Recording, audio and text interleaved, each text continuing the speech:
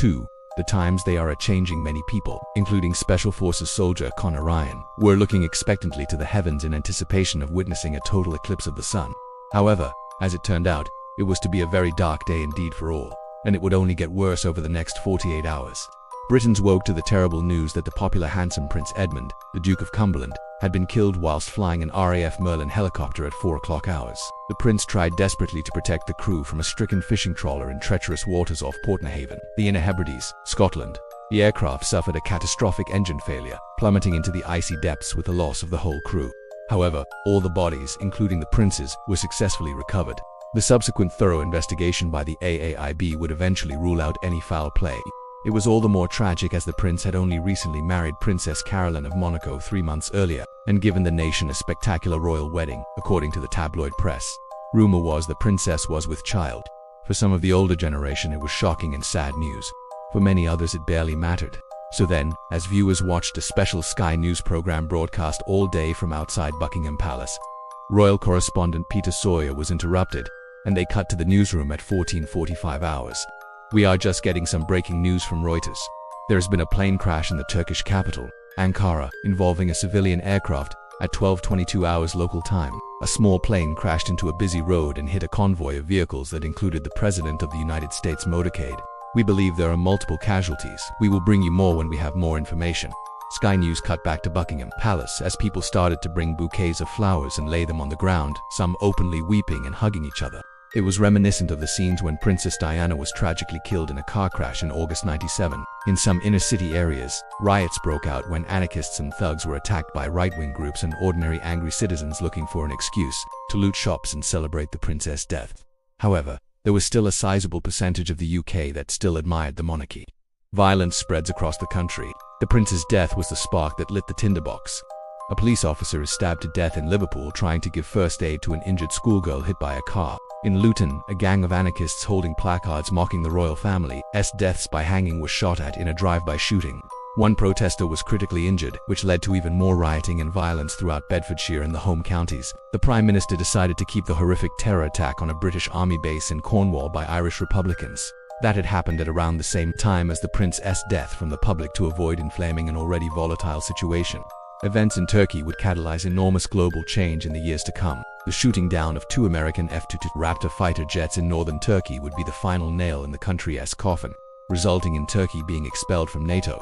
This would lead to Turkey imploding on itself and the inevitable bloody civil war. From the ashes of NATO comes the GMA Global Military Alliance, which would provisionally include Russia, China, Canada, Australia, New Zealand, and India.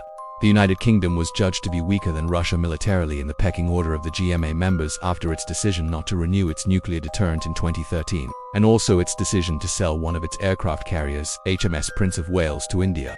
For decades, the public was fed a diet of US versus Russia and its phony war. The reality was behind the scenes. The two superpowers had been cooperating, sharing intelligence on the scourge of global terrorism and happily trading in trillions to aid each other's economies. Arms companies still needed enemies to generate wealth. They just replaced Russia with Iran and Korea as the villains of the peace. The phenomenon of fake news, first coined in 2017, was alive and kicking. Prime Minister's questions were just a well-orchestrated pantomime for the benefit of the electorate, while the actual shadow governments got on with governing in the dark recesses of anonymity, like the guardsmen in their red tunics outside Buckingham Palace, which was the public face of the military. The special forces and military contractors were the anonymous servants of shady paymasters whose heroic deeds would never be recorded. But that's just how the SF wanted it. The Russians had also been cooperating with the USA in the space program without a problem for decades. With the Chinese joining forces above the Earth, it was a natural progression to join together on the Earth. As Bob Dylan once sang, "The times they are changing, but one thing that remained constant was the need for anonymous men to do the bidding of those in power. The unspeakable, the deniable, the deeds of someone else's nightmare. The unsung heroes that oiled the dirty wheels of governance. Men like Special Forces soldier Conor Ryan and the Shadow Warriors, motorists in Ankara, Turkey, will be angry that they had to find alternative parking on Monday morning because the Bulgova multi-story car park was getting its long overdue makeover. Additionally, there would be traffic chaos due to the visit of the American president. Today it was the turn of the White Line painters. A team of 10 workmen entered the building at 5 o'clock hours. One man jumped off the truck and stood by the barrier, placing a closed sign on the road to the car park entrance. The dirty yellow medium-sized Ford truck crawled up the steep ramp, its exhaust fumes spluttering as the driver was mocked by his workmates for stalling twice. Eventually, they reached level 10, and the truck pulled to a stop, its air brakes hissing. The man in the passenger seat suddenly violently slapped the driver across the face, and all the laughter abruptly stopped. Aslan Terzi was a 27-year-old Neo agent.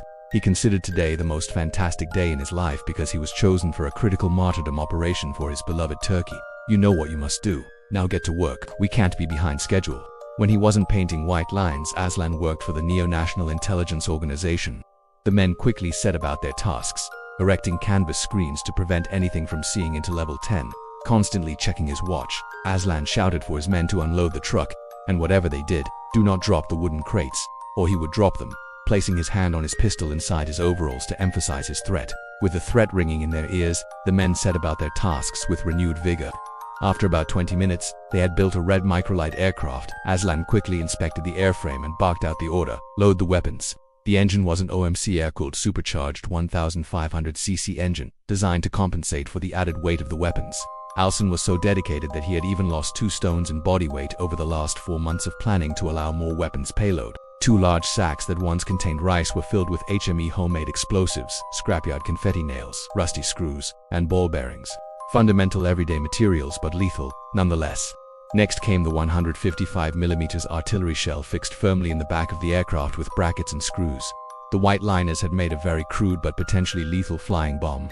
Firing lines were attached to the base of the shell, which would be triggered automatically and electronically when the aircraft hit the target. Aslan got the idea from watching videos of Nazi V-1 flying bombs, one difference being his would be manned, a bit like the Japanese Yokosuka MXY-70J, which, like his weapon, was used against the Americans.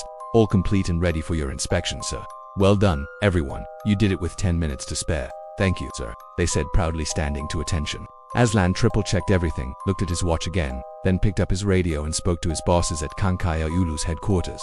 White lines complete. The radio clicked 3 times in recognition of his message.